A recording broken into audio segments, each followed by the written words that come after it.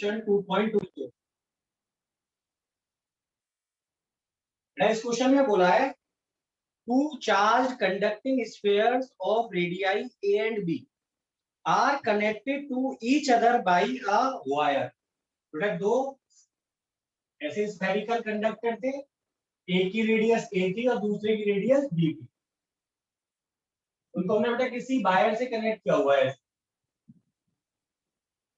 Wire से connect करने पर क्या होगा बेटा, एक से दूसरे के पास चार्ज आएगा पोटेंशियल डिफरेंस की वजह से, हाई पोटेंशियल से लो पोटेंशियल की तरफ। इसका मतलब है जैसे मैं इन दोनों स्फीयर्स को वायर से कनेक्ट करूंगा तो बेटा इनके बीच में चार्ज का फ्लो होगा। कब तक? जब तक कि दोनों का पोटेंशियल सेम ना हो जाए। पहले अलग अलग रहा होगा, चार्ज का फ्लो हुआ उसकी वजह से। कब तक हुआ? जब तक पोटेंशियल सेम नहीं हो। तो मैंने माना कि भाई कुछ टाइम के बाद जब दोनों का पोटेंशियल सेम हो गया, V1 भी V और V2 भी V, तो बेटा उस कंडीशन में इस पर चार्ज Q1 है और इस पर चार्ज कितना है? Q2। मैंने ये मान लिया अपनी मर्जी से। अब ये कह रहा है what is the ratio of electric fields at the surfaces of the two spheres. दोनों की सरफेसेस पर इलेक्ट्रिक फील्ड का रेशियो क्या होगा। दूसरा, use the result obtained to explain why charge density on the sharp and pointed ends of a conductor is higher than on its flattened portion। आप जरा ध्यान से सुनो। हमने माना भाई फाइनली दोनों का चार्ज Q1 और Q2 हो गया, पोटेंशियल सेम हो गया, है ना। तुम कह सकते हैं यहाँ पर आफ्टर सम टाइम, कुछ टाइम के बाद पोटेंशियल दोनों का सेम हो जाएगा, ठीक है ना। Potential of both spheres will become equal। थोड़ा पोटेंशियल हो जाएगा same, V1 equal to V2। Potential का फॉर्मूला आप क्या जानते थे?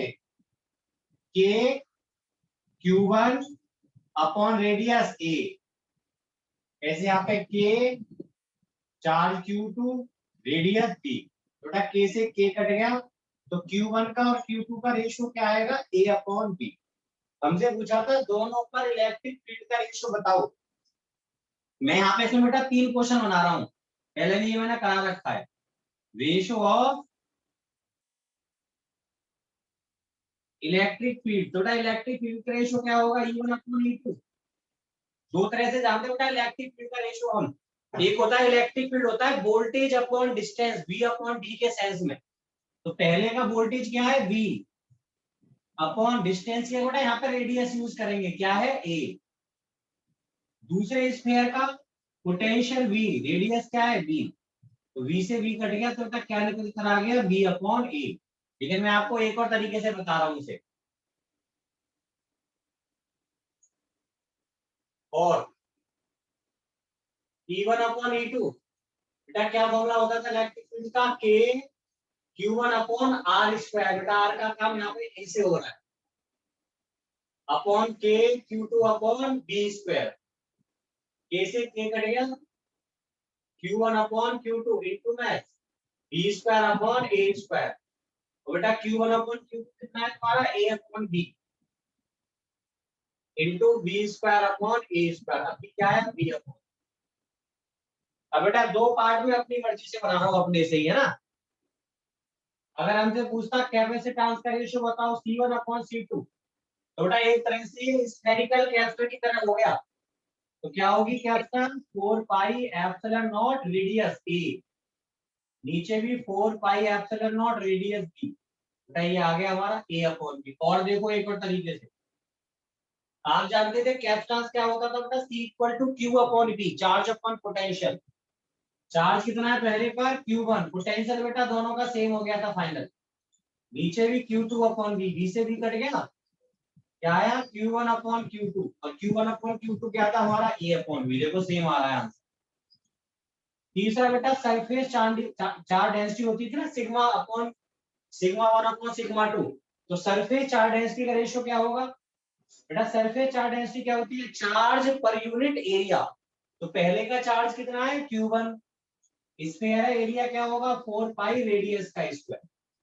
दूसरे की surface charge density, charge Q2, area 4 पाई B स्क्वायर। बेटा 4 पाई से 4 पाई कट गया, यह आया Q1 अपॉन Q2 इंटू में ऊपर आकर b square upon a square.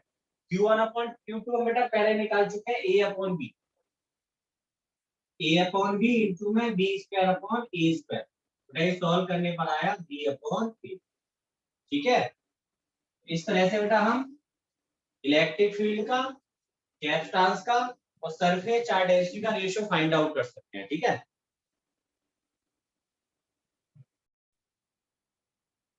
बेटा हमें इसी वाले क्वेश्चन में 2.20 में एक पार्ट और डिस्कस करना था कि जो शार्प पॉइंट होते हैं वहां पर जो हमारा सरफेस चार्ज डेंसिटी है वो ज्यादा होती है, और जो फ्लैट पॉइंट होते हैं वहां पे सरफेस चार्ज डेंसिटी कम होती है। कैसे बेटा, देखो आपने पढ़ा था surface charge density sigma equal to होता था बेटा चार्ज अपॉन एरिया। इसका मतलब सरफेस चार्ज डेंसिटी एरिया के इनवर्सली होती है। अब मैं बोलूं और शार्प पॉइंट, क्या शार्प पॉइंट होने का मतलब है उस जगह एरिया बहुत कम रहा होगा, बहुत पतला पॉइंट होगा वो, है ना, बहुत छोटा पॉइंट होगा इस टाइप के। बहुत sharp point A will be less.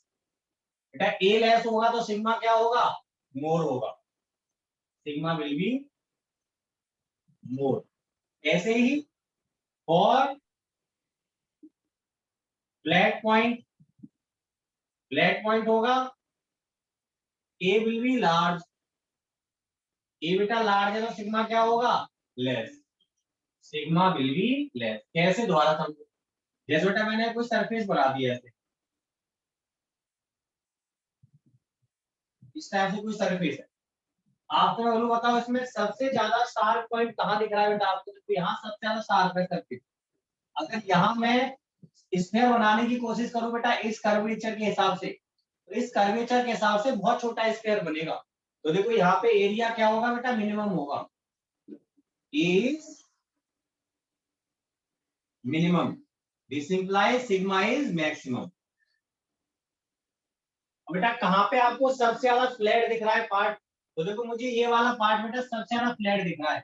अगर मैं यहाँ के हिसाब से स्क्वायर बनाता बेटा बहुत बड़ा स्क्वायर बनता है इसके हिसाब से। इस जगह देखा जाए तो यहाँ इस वाले पॉइंट के हिसाब से हर जगह ए इज लार्ज, एरिया बेटा लार्ज है, this implies sigma is minimum. अगर बेटा यही स्क्वायर होता तो देखो स्क्वायर में तो बेटा हर जगह बिल्कुल एक जैसा ही कर्वेचर है, कहीं कम नहीं है कहीं ज्यादा नहीं है, तो यहाँ पे हर जगह बेटा सिग्मा कैसा होगा, यूनिफॉर्म। लेकिन यहाँ पे क्या है, ये सरफेस हमारी ऊबड़ खाबड़ टाइप की सी है ना, टेढ़ी मेढ़ी सरफेस है, तो जहां सबसे ज्यादा शार्प पॉइंट दिख रहा होगा, सबसे ज्यादा नुकीला पॉइंट दिख रहा होगा बेटा, वहां कर्वेचर में देखा जाए तो एरिया मिनिमम है, तो बेटा सिग्मा मैक्सिमम हो जाएगा। यहाँ देखो सबसे कम कर्वेचर है बेटा, ऐसे जा रही है, इस केस में एरिया लार्ज है, सिग्मा कैसा है बेटा, मिनिमम। कर्वेचर का मतलब होता है एकदम घुमाव, तो यहाँ बेटा घुमाव बहुत ज्यादा है ना, एरिया बहुत कम हो गया, यहाँ घुमाव बेटा बहुत कम है, धीरे धीरे घुमाव आ रहा है, तो कर्वेचर कम है, एरिया इसलिए क्या हो गया, बड़ा हो गया।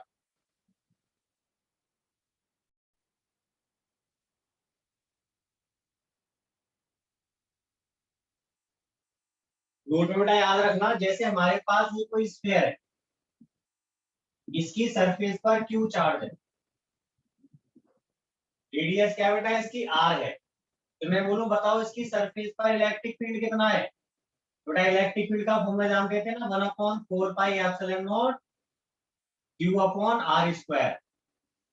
इसकी सरफेस पर पोटेंशियल बताओ, V equal to 1/4 pi epsilon naught charge upon radius, ये हम जानते थे बेटा। अब देखो मैं यहाँ पे अगर E को डिवाइड कर दूं B से, बेटा ऊपर 1/4 pi epsilon naught Q upon R square, नीचे 1/4 pi epsilon naught Q upon R, बेटा ये पूरा कैंसिल, क्यू से Q cancel, E upon V equal to, बेटा आर ऊपर पहुंच गया, नीचे आर स्क्वायर है, E upon V equal to 1/r। तो बताओ इलेक्ट्रिक फील्ड का फॉर्मूला क्या होगा, पोटेंशियल अपॉन आर। बेटा इलेक्ट्रिक फील्ड सिंपल हमें पता पड़ा कि भाई जो सरफेस पर पोटेंशियल है आर से डिवाइड कर दूं तो आपको क्या मिल जाएगा, इलेक्ट्रिक फील्ड।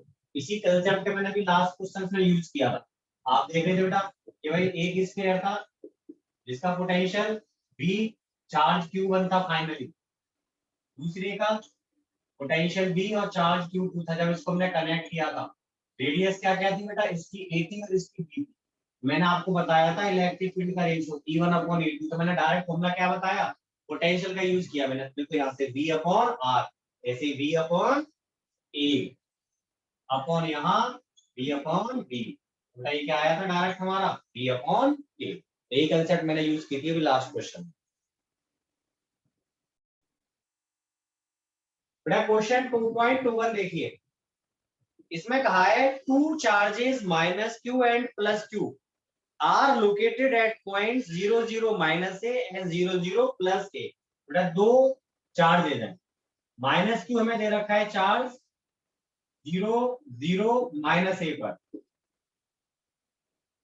दूसरा चार्ज है बेटा +Q, वह है 0 0 +A पर, और का बीच में क्या बेटा ओरिजिन रहा होगा 0 0 0। अब इसने बोला है what is the electric potential at a point 0 0 Z and x/0। बेटा देखो ये आपको दिख रहा है 0 0 Z एक्सिस पर दे रखे हैं कोऑर्डिनेट, तो ये कौन सी एक्सिस हो गई हमारी बेटा, ये हो गई x एक्सिस। दूसरा पॉइंट था x/0 पर, बेटा देखो मैंने ये मान लिया y, ये मान ली Z। हमें दो पॉइंट पर पोटेंशियल पूछा है, एक तो x/0 पर, एक 0 0 Z पर। बेटा 0 0 Z मैंने यहाँ ले ली Z एक्सिस पर, 0 0 Z, यहाँ पे मुझे पोटेंशियल निकालना है किसी पॉइंट P1 पर।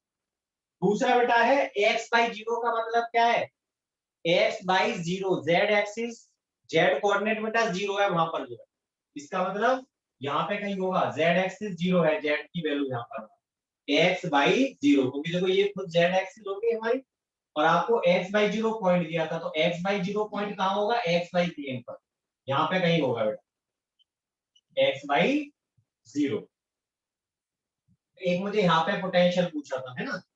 उसके बाद था obtain the dependency of potential on the radius on the distance r of a point from the origin when r/a is greater than 1। Last part था आपको किसी चार्ज को 500 से -700 तक लेके जाने में कितना वर्क करना पड़ता है। चलो आगे की बात है, पहले ए पार्ट को, ए पार्ट है आपको बेटा इस पॉइंट पर 0 0 Z पर पोटेंशियल निकालना था, देखिए ध्यान से।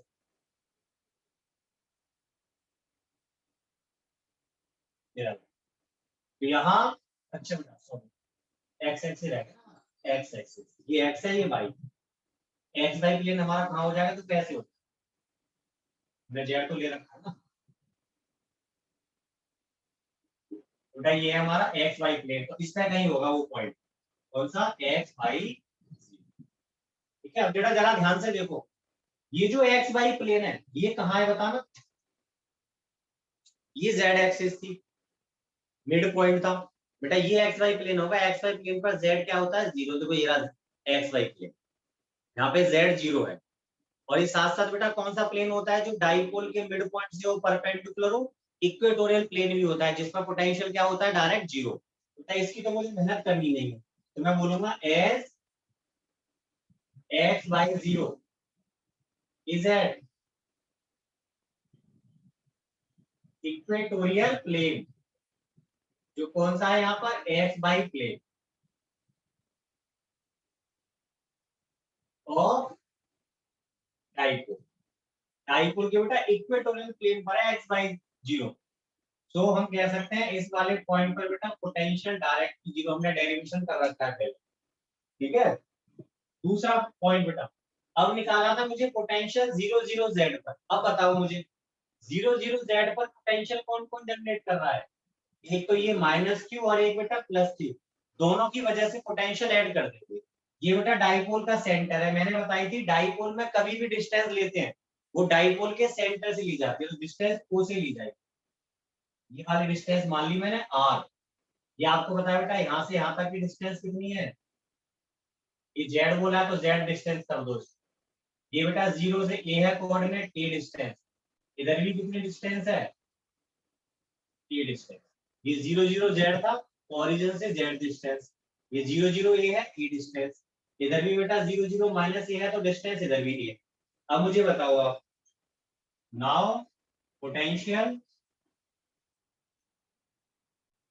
एट 0 0 जेड, इसका मतलब v 0 0 जेड, बेटा किस किस की वजह से पोटेंशियल, पॉजिटिव चार्ज की वजह से और नेगेटिव चार्ज की वजह से। अब मुझे बताओ पॉजिटिव की वजह से पोटेंशियल क्या होगा बेटा, के पॉजिटिव चार्ज है प्लस क्यू, पॉजिटिव चार्ज से बेटा पॉइंट की डिस्टेंस, ये वाली डिस्टेंस यहाँ से यहाँ तक की डिस्टेंस कितनी होगी बताओ, ये टोटल जेड है, ए निकाल दो तो बेटा ये बचा जेड माइनस ये वाली डिस्टेंस, कितनी रह गई, जेड माइनस ए, प्लस अब नेगेटिव चार्ज की वजह से, नेगेटिव चार्ज क्या है माइनस क्यू, नेगेटिव चार्ज से 0 0 जेड की डिस्टेंस, नेगेटिव से डिस्टेंस तो बेटा यहाँ तक जेड और ए और बढ़ गया, जेड प्लस ए, तो यहाँ से के क्यू आया common, 1 upon Z minus A minus 1 upon Z plus ए, के क्यू बेटा एलसीएम आया यहाँ से जेड माइनस ए जेड प्लस ए, मल्टीपल करेंगे तो जेड प्लस ए माइनस जेड माइनस ए, तो देखो जेड से जेड हो गया कैंसिल, तो के Q into 2a upon Z square minus A square, बेटा क्यू इंटू टू को पी भी तो बोलते हैं पी, तो देखो ये आ गया हमारा एक आंसर, ए पार्ट हमने खत्म किया है। अब बी पार्ट क्या था बेटा इसका, बी पार्ट था obtain the dependency of potential on distance R of a point from origin. अब बेटा ओरिजिन से आर डिस्टेंस पर कोई पॉइंट की बात करें, बी और a point at r distance from origin, तो बेटा जस्ट आपको क्या करना है, क्यों इतनी मेहनत करें दोबारा से हम, आपने ओरिजिन से जेड डिस्टेंस की बात करी थी, अब आर डिस्टेंस के लिए जेड की जगह पर डायरेक्ट क्या पुट कर दो, आर पुट कर दो, बस काम हो जाएगा यहाँ पर। तो बेटा मैं इसको इक्वेशन नंबर 1 कह दे रहा हूँ, तो आप डायरेक्ट करो put Z equal to R in equation first, बेटा पोटेंशियल क्या निकल कर आएगा 0 0 आर पर, आर का मतलब है ओरिजिन से आर डिस्टेंस पर, बेटा डायरेक्ट करो यहाँ पर केपी अपॉन जेड की जगह आर आ गया, R square minus A square. अब बेटा आपको एक चीज बता रखी है इसमें, क्या था इसमें, given R upon A very very greater than 1, इसका मतलब है आर ए से बहुत बड़ा है, ए इंटू में चला जाएगा, बेटा जब आर ए से बहुत बड़ा है तो R square minus A square को हम क्या लिख सकते हैं, डायरेक्ट आर स्क्वायर रख दो यहाँ पर, तो जो बी 0 0 आर आएगा तो क्या होगा, के पी अपॉन आर का स्क्वायर हो गया बेटा। अब इसके बाद सी पार्ट, सी पार्ट का how much work is done in moving a small test charge from 5002 -700, मैं लिख रहा हूं पहले, वर्क डन इन मूविंग, मान लिया कोई क्यू नॉट चार्ज है, क्यू नॉट फ्रॉम ए का मतलब है बेटा 500 टू बी का मतलब है -700।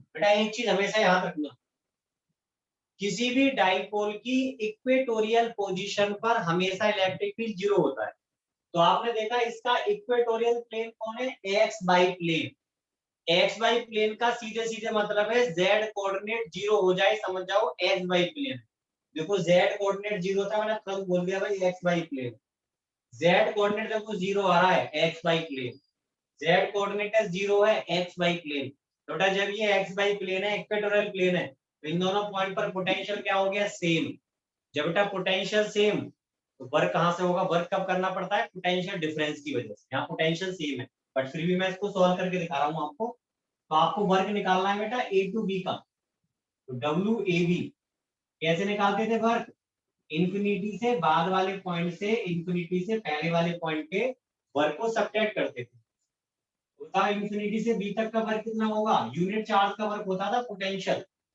आपको निकालना है क्यू नॉट चार्ज का, टेस्ट चार्ज बोला था उसने। ऐसे यूनिट चार्ज का वर्क का मतलब है ए पॉइंट का पोटेंशियल, आपको निकालना था बेटा क्यू नॉट चार्ज। अब देखो ध्यान से, Q naught into B point पर पोटेंशियल, बेटा ये रहा बी पॉइंट, यहाँ पर पोटेंशियल क्या हो जाएगा, zero, minus Q not a point बेटा ये रहा, इसमें भी पोटेंशियल क्या है, जीरो, तो वर्क क्या आया, जीरो। कारण क्या है, सिंस पोटेंशियल है 500 जो ए पॉइंट था, इक्वल टू पोटेंशियल है -700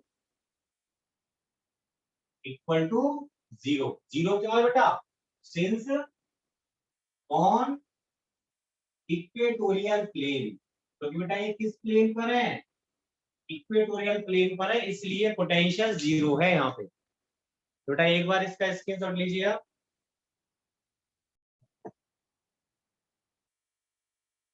क्वेश्चन 22 बेटा, इसमें बोला है आपको एक क्वाड्रुपोल है बेटा, क्वाड्रुपोल का मतलब होता है इसमें एक तरह से चार पोल है, चार चार्जेस है, एक चार्ज क्यू दे रखा है, दूसरा क्यू दे रखा है, यहाँ बेटा माइनस क्यू है, दो चार्ज। तो कितने चार्ज होंगे, 1 2 3 4। डाइपोल में दो होते थे, इसमें बेटा चार है, तो उसको क्वाड्रुपोल नाम दिया गया, ठीक है ना।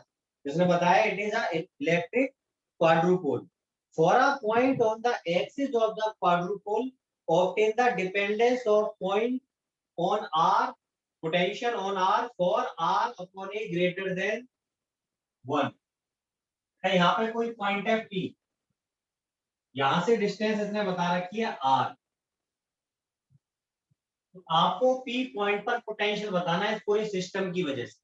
और बता रखा है कि r जो है, ये जो a बता रखा है इससे बहुत बड़ा है, r की वैल्यू a से बहुत ज्यादा है, तो p की डिपेंडेंसी बतानी है पोटेंशियल के लिए r पर, ठीक है। तो कहने का मतलब है हमें पी पॉइंट पर पहले पोटेंशियल फाइंड आउट करना है कि भाई पी पॉइंट पर पोटेंशियल कितना है, उससे हम डिपेंडेंसी देख लेंगे उसकी क्या है।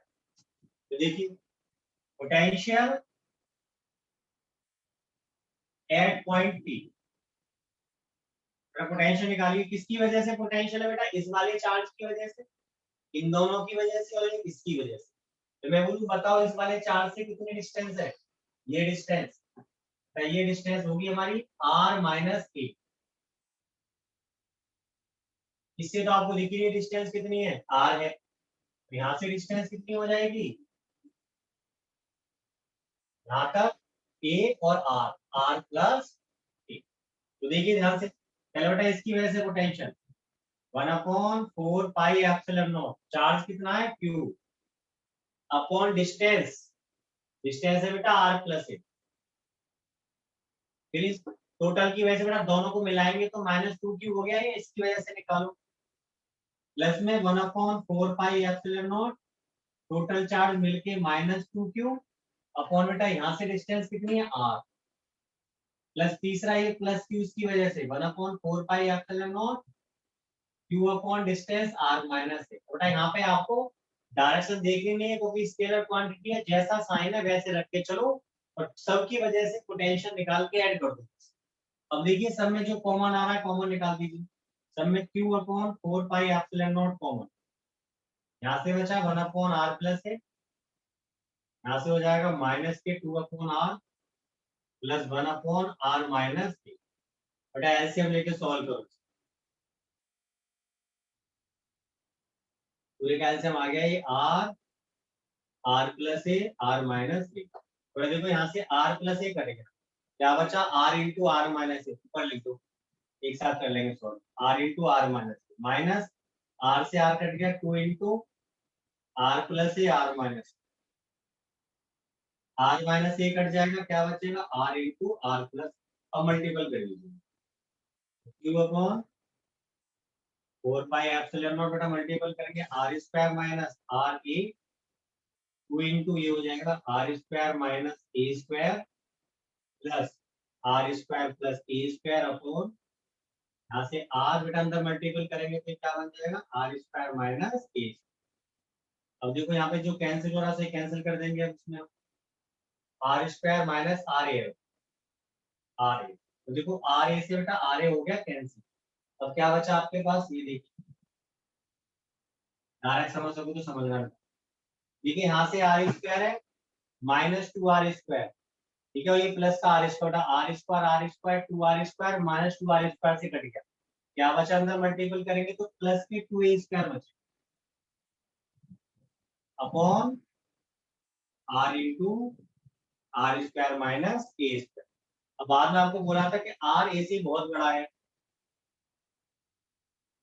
Given R upon A very very greater than 1, इसका मतलब आर ए से बड़ा है, तो r² माइनस a² को हम क्या लिख सकते हैं r², तो यहाँ पे r², तो ये पोटेंशियल क्या निकल कर आएगा equal to q upon 4 pi epsilon naught 2a² upon ये बेटा r² और r³ आर पर बेटा कैसी डिपेंडेंसी है, आर क्यू के इनवर्सली आ गया, इसका मतलब this implies potential is inversely proportional to R Q. तो मैं बताना था कि पी पर जो पोटेंशियल है उसकी आर के साथ क्या डिपेंडेंसी है, कैसे डिपेंड कर रहा है, इनवर्सली में स्क्वायर के इनवर्सली है, क्यू के है, क्या है, तो हमारा आंसर है क्यू के इनवर्सली प्रोपोर्शनल हो। ये था क्वाड्रुपोल की वजह से किसी पॉइंट पर इलेक्ट्रिक पोटेंशियल।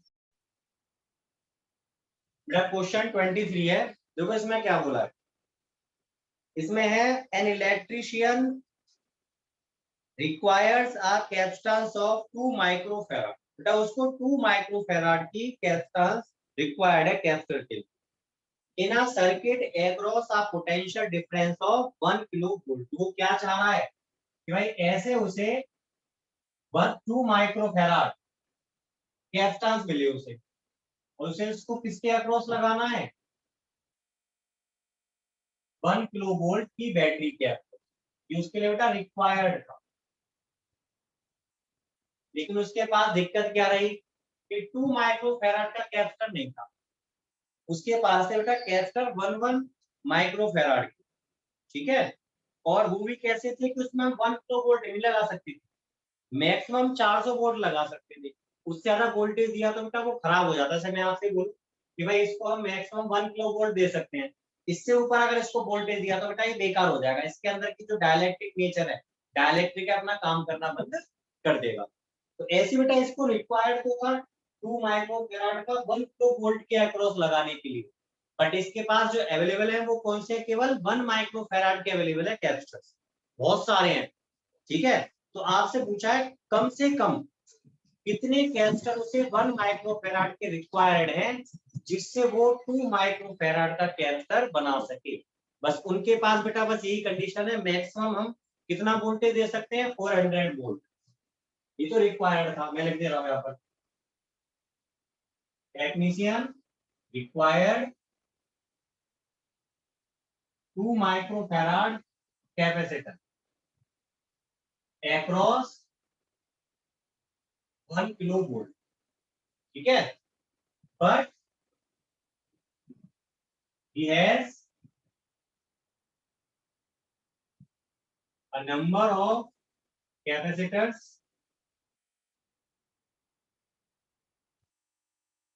having capacitance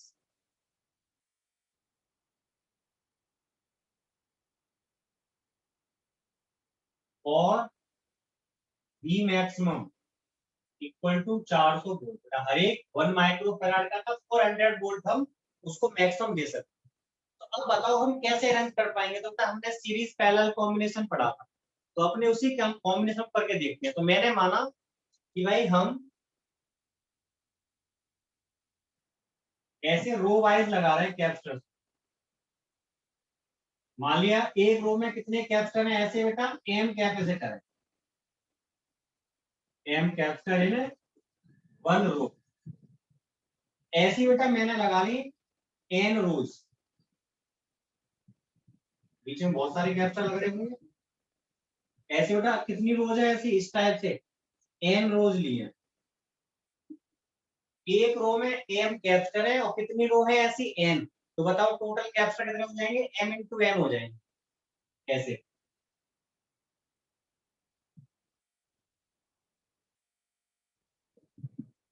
तो मुझे उसके अक्रॉस कितना वोल्टेज लगाना था 1 किलो वोल्ट,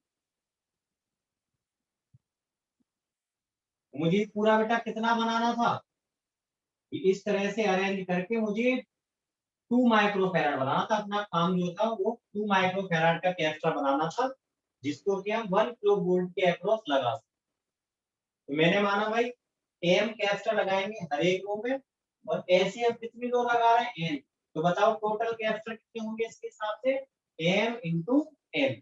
तो हमारा बेटा मेन टारगेट एम और एन निकालना है। अगर मुझे एम और एन मिल गए तो मैं बता दूंगा भाई कि टोटल कैपेसिटर कितने होंगे, एम इंटू एन, बस मल्टीपल करना रहता है। तो देखो आपको एम और एन कैसे निकालोगे, उसी पर हमें ध्यान दें। पहले हम रो के हिसाब से देखते हैं बेटा। मुझे पता था भाई हर एक के पास 400 वोल्ट लगा सकते थे। अब सोचो बेटा अगर मैं एक रो में एक कैपेसिटर लेता तो उसके पास कितना वोल्टेज जाता, 1 किलो वोल्ट का मतलब 1000 वोल्ट। वो काम कितने पे कर रहा था, मैक्सिमम 400 पर। बेटा सोचो अगर मैं एक ही लगाता एक रो में, केवल एक, तो इसके पास बेटा सीधे 1000 वोल्ट आता, जरूरत 400 की खराब हो जाता।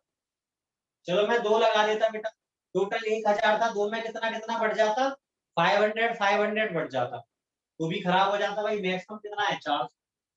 अगर तीन लगाऊंगा तो बेटा 1000 बराबर बराबर बढ़ेगा कितना कितना, 333। हाँ काम चल गया, क्योंकि बेटा यहाँ पर 400 वोल्ट तक दे सकते, तो अब तो 333 बना है ना हमारे पास। तो हम इस तरह से मिनिमम एक रो में कितने कैपेसिटर लगा सकते हैं, 3। ज्यादा कितने भी हो, हमें कम से कम पूछा था कि टोटल मिनिमम में कितने कैपेसिटर लगेंगे। तो बेटा एक रो में कम से कम 3 तो तुम्हें लगाने पड़ेंगे। एक लगाते सीधे 1000 वोल्ट जाता उसके पास खराब, 400 की उसकी कैपेसिटी थी। दो लगाते तो बेटा 1000 दो जगह बढ़ जाता, 500 तो भी खराब हो जाता, 400 की कैपेसिटी। तीन लगाऊंगा तब सही है, हाँ भाई 333 आएगा, 400 की कैपेसिटी चल गया काम। चार लगाऊंगा तो बेटा और कम हो गया 250, तब भी काम चल जाएगा। बट हमें कम से कम की बात करनी है, तो कम से कम हमें कितने लगाने पड़ेंगे, 3 कैपेसिटी। तो कह सकते हैं और having voltage difference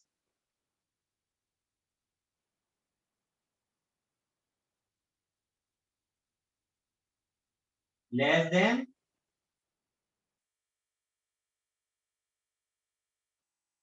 voltage difference less than कितना, 400 volt. We have to connect, we have to connect minimum 3 capacitors in each row. हर एक रो हमें कम से कम 3 कैपेसिटर लगाने पड़ेंगे। तो बेटा हमें एम मिल चुका है, कि हमें एम माना था एक रो में कैपेसिटर। तो बताओ एक रो की कैपेसिटेंस क्या निकल कर आएगी बेटा, रो की कैपेसिटेंस बता दो आप। एक रो में 3 कैपेसिटर है, जब बेटा कैपेसिटर निकालते हैं और ऐसी टोटल लगाते हैं सीरीज के लिए। देखो एक रो की बात कर रहा हूँ, 1/c रो, रो का मतलब एक रो के लिए बेटा। तो 1 पहले के लिए 1, दूसरे के लिए 1, तीसरे के लिए 1, बेटा ये आ गया 3। सी रो, बेटा एक रो की कैपेसिटेंस आ गई 1/3 माइक्रो। हमने एक रो की कैपेसिटेंस निकाली, ठीक है। तो अभी मैंने एक रो का काम खत्म किया है। एक रो में मिनिमम 3 कैपेसिटर, 3 कैपेसिटर को बेटा सीरीज में लगा के टोटल कैसे निकालते थे, 1/, का फॉर्मूला लगा के 1/c ऑफ 1 रो, 1/c1, इसका मतलब 1 1 1। ये आपके सारे बेटा ये 1 1 के ही है ना, आपको क्वेश्चन में बता रखा है सभी 1 1 कैसा। अब हमने एक कितनी रो मान रखी है बेटा, ऐसी n रो मान रखी है। तो बताओ हर एक का बेटा इसका भी कितनी कैपेसिटेंस है, इसकी भी सेम है, इसकी भी सेम है बेटा। जब पैरेलल होता है तो टोटल कैपेसिटेंस ऐड हो जाती है। मैं बोलूं बताओ इस टोटल का क्या निकल कर आएगा कैपेसिटेंस, एवरू सी इक्विवेलेंट बताओ। तो आप बोलोगे भाई सारे के सारे पैरेलल में है, सबको ऐड कर दो। सी पहली रो, सी दूसरी रो, ऐसे एंड सो ऑन, कहां तक जाना है, कितनी रो है, N row, up to N रो।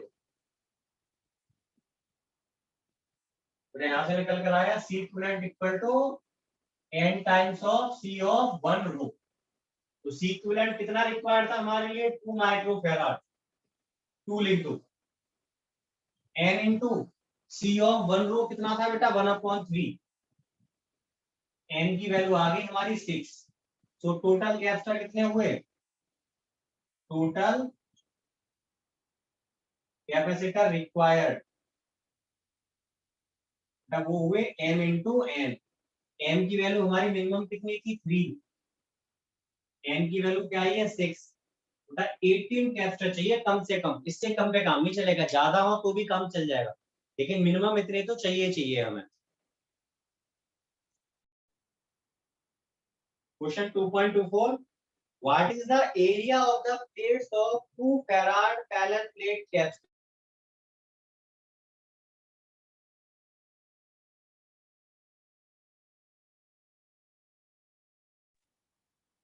हमको एरिया फाइंड करना है एक कैपेसिटर का जिसकी कैपेसिटेंस दे रखी है आपको 2 फैराड, ठीक है।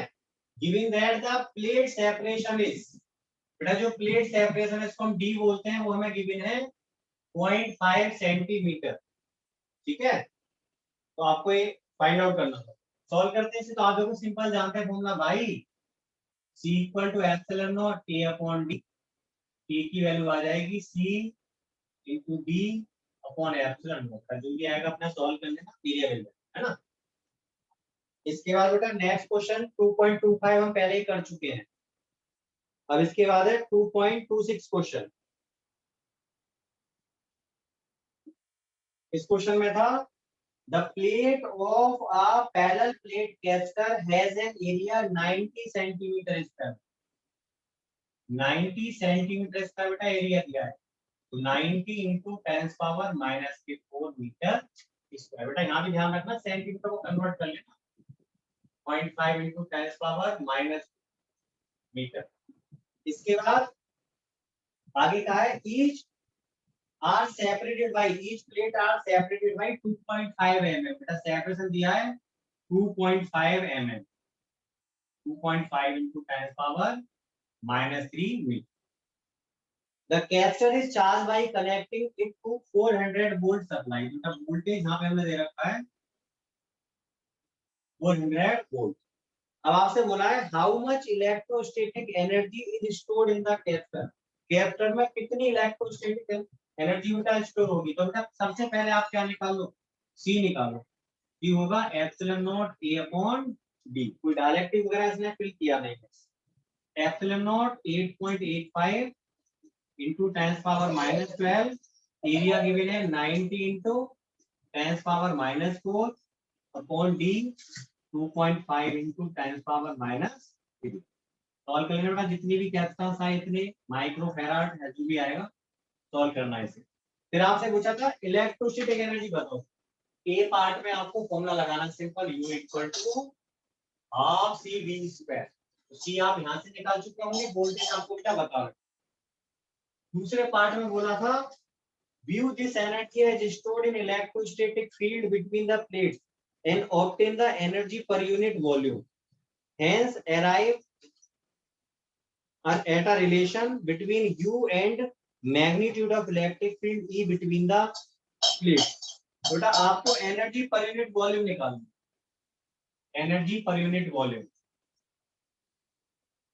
Per unit volume. बेटा आपको मैंने डेरिवेशन करा रखा है, दोबारा देखो। ये होता था energy upon volume, energy half C V square, volume क्या होता था? Area into separation between plates. C की वैल्यू हम जानते थे epsilon naught A upon D. बेटा ये होता था B A into D, square है तो E square D square upon A D. A से ए कट गया बेटा, ये डी और डी नीचे डी स्क्वायर बन के कट जाएंगे, तो क्या आया? Half epsilon not E square. इसका मतलब ये यू है ई स्क्वायर की क्या है? डायरेक्ट है। तो आपको ये बताना था कि भाई एनर्जी डेंसिटी इलेक्ट्रिक फील्ड के साथ कैसे रिलेटेड है। अगर वैल्यू निकाल लिया बेटा तो आपने यू निकाल लिया होगा ऊपर, एरिया आपको पता ही है, सेपरेशन मालूम है, तो आप इसकी वैल्यू को न्यूमेरिकली भी सॉल्व कर सकते हैं। ठीक है, हमें यहाँ पर रिलेशन बताना था इलेक्ट्रिक फील्ड के साथ।